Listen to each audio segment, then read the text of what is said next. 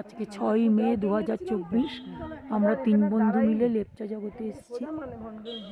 অপূর্ব pine গাছ, pine বন প্রচুর দেখলাম। আমরা ঋষিয়ার থেকে আসছি, আজকে এনজিপি থেকে ট্রেন ধরবো দার্জিলিংয়ে। আমরা পাইন বন প্রচুর দেখলাম। এটা একটা স্পট, এখানে নামিয়েছে লেপচা জগৎ। এই সুকন্যা, মিঠু, এই আমি, এই অপূর্ব লেপচা জগতে পাইন বন। প্রাণ ভরে পাইন বন দেখেছি।